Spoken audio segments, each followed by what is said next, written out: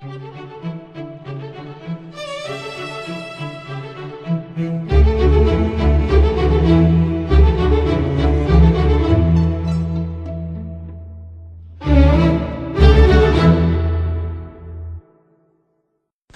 dostlar, bugün də bir ciddi məsələni və ya konunu ələ alıb və fikirlərimi sizə sunmaq istəyirəm. O konu Türk-Kürt əlaqələridir. Bildiyiniz kimi Kürt hərəkatı son zamanlarda xüsusən Milli Demokratik Hərəkatının sıralarında olan fəalların zehniyyətində bir qabarcıq bir formada meydandadır və bir Kürt düşmənliyi deyək zehniyyəti bizim fəalların düşüncələrində, fikirlərində dolanır. Məncə buna ayrı bir pəncərədən baxmaq gərəkir. Hər kəsdə bu sorun ola bilər ki, nə üçün Kürt məsələsi bu qədər önəm daşıyır? Bildiyiniz kimi, xalqımızın öz milli müqəddəratını təyin etmə haqqının gerçəkləşməsində, siyasi alanda, İranda olan devlətin qarşısında bir mücadilə, bir mübarizə gedir. Bu mübarizənin bir tərəfi qeyri-fars millətlərin siyasi gücləridir və bir başqa tərəfdə mərkəzçi partiyaların və qurumlar dururlar. Qeyri-fars millətlərin siyasi güclərinin birləşməsi və mərkəzçi qrup və siyasi güclərlə bir balansı yaratması, bu balansı yaranmırsa, bu millətlərin ziyanına qurulan bir hakimiyyət olur. Balans yaranırsa, qeyri-fars millətlər, o cümlədən Türk milləti eləyə bilər ki, İslam Cumhuriyətininin sabahında yeni bir hakimiyyət qurulanda onun içində ciddi bir rol oynayıb və millətimizin gələcəyi uğrunda ciddi addımlar atılsın.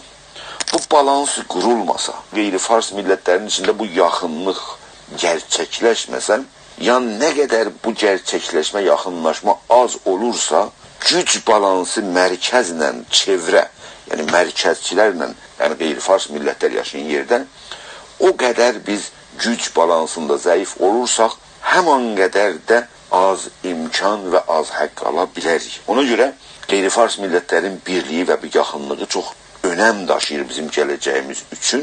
Bir tərəfdən də qeyri-fars millətlərin arasında desək, yəni ən güclü qüvvələr Türk siyasi hərəkatı və ondan sonra Kürt siyasi hərəkatıdır.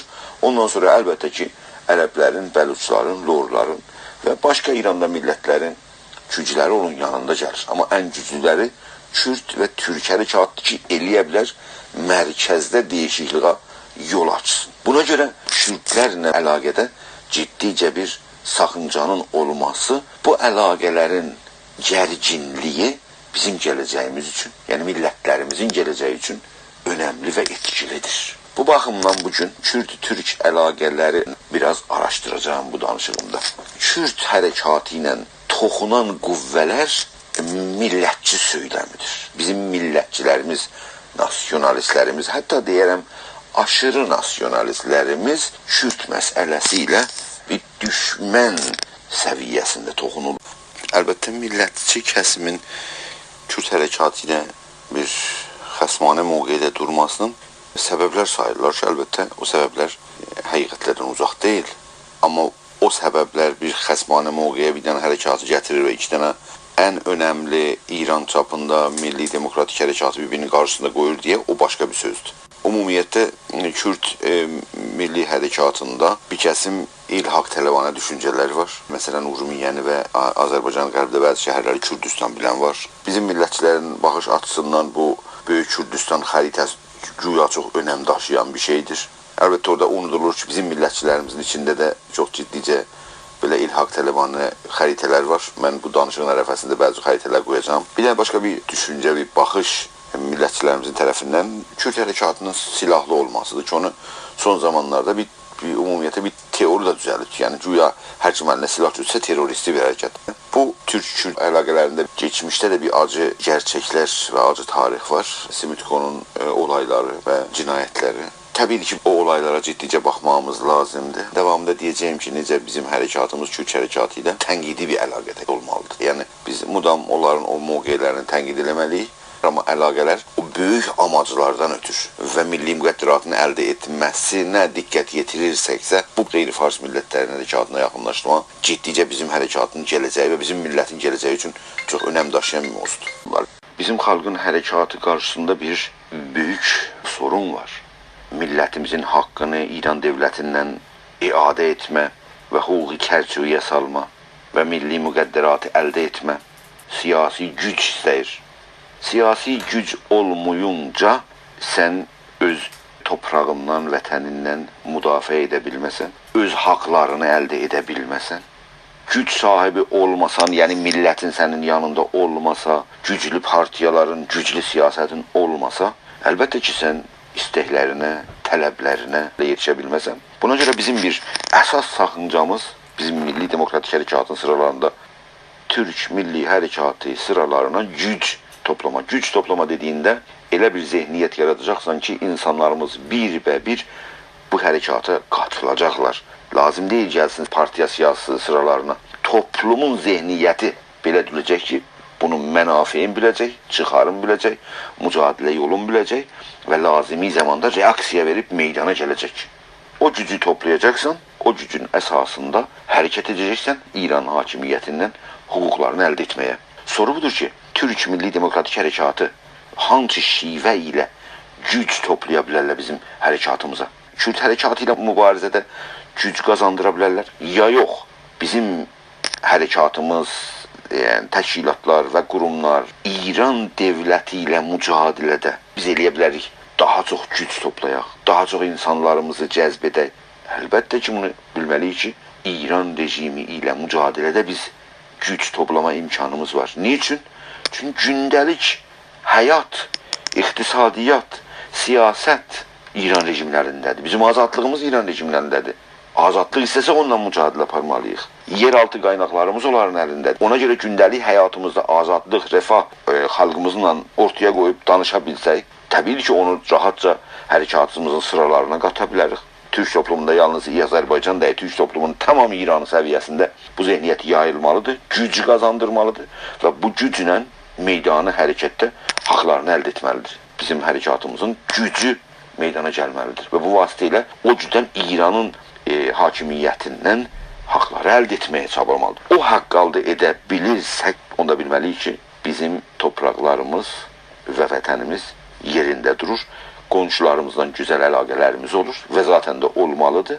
Diqqət olursa, əsasən bizim vətənimiz bir işğal olunmuş haldadır. Bu işğal halında olan bir Azərbaycandır. Adını nə qoyursa qoyun. Hər halda bu İran Fars mahiyyətli hakimiyyətinin seytərəsinin və pəncəsinin altında biz İran dövlətinə qarşı bir mücadiləni aparıb və orada uğur qazanmasaqsa, zaten işğal halındayıq. İndi bizimkilər çox nigarandılar ki, Kürdlərin siyasi gücləri güya gələcəklə bizim torpaqlarımızı işğal edəcəklər.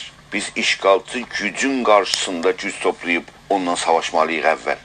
Bu ölkə bir işğaldan qutulsun, ondan sonra başqa güc gəlsin onu işğal etməyə. Əgərsə biz o gücü toplaya biləcəyik ki, milli demokratik hərəkatımızda ki, İran dövlətindən özgürlüyümüzü alaq, dövlətçiliyimizi quraq. Əgərsə biz bu gücə sahib olacaqsa, 80 milyonluq bu ölkəyə hakim olan dövlətin boğazından güclərimizi alaq, onda başqa güc, deyək Kürt hərəkatının gücü, bizim millətin gücünə qələbə çalıb bizim torpaqlarımızı, ya şəhərlərimizi işğal eləyə biləcəkmi? Əgərsə biz gücümüzü toplayıb İran dövlətindən geri ala bilsək haqlarımızı və dövlətçiliyimizi qursaq, İran içində yaşayan millətlərin heç birində o güc olmaz ki, bizim toprağımızı ya bizim şəhərimizi işğal etsin və ya onda gözü olsun. Ən üstün güclə savaşmısan İranın içində və haqqını almısansa, nasıl balaca güclər sənə elə bilər qələbə çalsın. Bu qeyri-əqlani düşüncə aşırı millətçilərimiz içində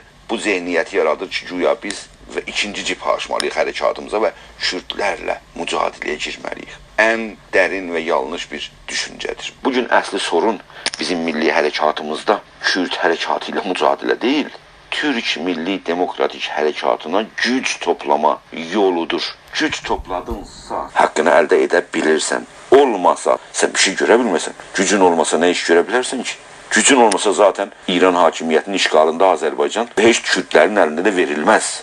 Baxsan görsən Kərkukı kürdlər almışdılar və orada gücləri oradaydı. Amma baxdın ki, bir balaca bir dönüşlə mərkəzi dövlət gəldi, Kərkuk əlindən aldı. Bizimki zaten dövlət mərkəzin əlində və əlindən verməz. Ona görə əsas sorun bu hərəkatın içində güc toplama şivəsi nə düşünməliyik? Bu ifratçılıqdan, bu düşüncədən uzaqlaşmalıyıq.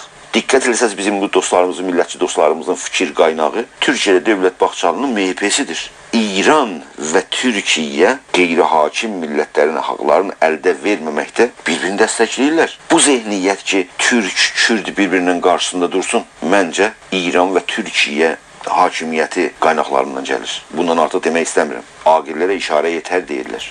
Millətlərin bir-birindən savaşma və hakimiyyətlərin o savaşdan qazanc aparmalılardır. Məncə buna da bu açıdan da düşünə bilərik. Əlbəttə bu danışıqlarımızdan bu sonuc alınmamalıdır ki, Kürd hərəkatında olan olumsuz tutumlar, ilhaq tələbanə mövqelər və ya hər bir hərəkət və ya fikri ki, millətlərin birliyinə zərər verən, bunların hamısı ciddicə tənqid altına alınmalı, nəqd olmalı və mübahisəyə qoyulmalıdır. Mənim sözlərimdən bu alınmasın ki, güya mən Kürd hərəkatında hər şey düz gedir deyə söyləmək istəyirəm. Əbədə belə bir şey deyil. Hər bir siyasi partiyanın hərəkətində istər-istəməz yanlışlıqlar və biz o yanlışlıqları həm öz içimizdə olanları və həm Kürd hərəkatında və ya başqa millətlərin hərəkatında olanların hamısını ciddicə tənqid altına almalıyıq, mübahisəyə qoymalıyıq və o vasitə ilə maarifləşdirməliyik. Həm biz öz cəmiyyətimizi və həm başqalarını. Bir əlbəttə ciddi sorun da var. Ola bilir ki, Kürd hərəkatı silahlı bir hərəkətdir. Keçmişdə də bizim acı təcrübələrimiz vardır. Bu acı təcrübələrin təkrar olmamasını önləməkdən ötür, Türk Milli Demokratik Hərəkatının orada sıralarında olan təşkilatlar, qurumlar, siyasi qurumlar əlbəttə ki, bu çətinliyi önləmək üçün yeni bir siyasət ürətməli və yeni bir taktika ürətməlidir. Məncə o taktika bəllidir. Bu siyasət əlbəttə ki, yalnız çox tünd mövqelər tutmaq və yalnız sözlə mövqe tutmaqla, qınamaqla bu problemi çözməz. Yəni dünyanın heç yerində söz ilə siyasi problem çözülməz. Ona görə bir gerçəkçi taktika lazımdır. Amma bu gerçəkçi taktikanın qurulmasına əlbəttə ki, Türk Milli Hərəkatının güc sahibi olmasıdır ki, bu taktikanı gerçəkləşdirsin. O taktikanın ən önəmlilərindən budur ki, Kürd milləti ilə Türk millətinin sınır olan bölgələr, Qərbi Azərbaycan deyək, orada müdafiə üçün Türk hərəkatı silahlanmalıdır. Silahlı savaş üçün deyil, müdafiə üçün silahlanmalıdır. Yəni bir silahlı barış, farsça sülh-i müsəlləh deyilirdi. Bir silahlı barış ortaya çıxır. Yəni Türk hərəkatı ilə Kürd hərəkatının barışını sağlamaq üçün, savaş üçün deyil, diqqət edin, barışını sağlamaq üçün və bu vasitə ilə gələcəkdə bizim millətin oran arasında olan çatışmaların önləyirlər. Kürd hərəkatı ilə məncə Azərbaycanda gedən Milli Demokratik Hərəkatın intiqadi bir ittifaqda olmalıdır. Yəni eyni halda ki, ondan intiqad eləyir, eyni halda da ittifaqda olmalıdır. Çünki əsas düşmən İran dövlətidir və İran dövlətinə həm Kürd, həm Türk, həm Bəluç, həm Ərəb, həm İranın başqa qeyri-fars millətləri mücadilə edərdilər. Biz mərkəz düzgün kəsimləri ki, qeyri-fars millətlərin haqlarını əldə etməyə bir təmayül göstərirlər, onları yaxınımıza çəkməliyik və bir geniş bir ittifaq vasitəsilə rejimin qarşısında durub və hətta İran çapında bir alternativ siyasi təqdim eləməliyik. Yalnız biz öz torpaqlarımızda Azərbaycanda qalmaqla mərkəzə fürsət veririk ki, orada özünü toplasın və hücuma geçsin. Ona görə biz mərkəzdə ciddicə faal olmalıyıq. Eyni halda mövcud gücümüzü, yəni Tehranda olan Türk gücünü və Tehranda mərkəzi meydani hərəkətdə də müdaxilə etməliyik. İran rejiminin dəyişikliyində və demokrasinin İranda qurulunda İranın mərkəzi siyasətində uyğun, münasib və çıxarlı bir etkidə bulunmasının üçün çalışacağıq. Bu bizim genel siyasətimiz olmalıdır. Mənə qulaq asdığınız üçün təşəkkür edirəm. Sağ olun.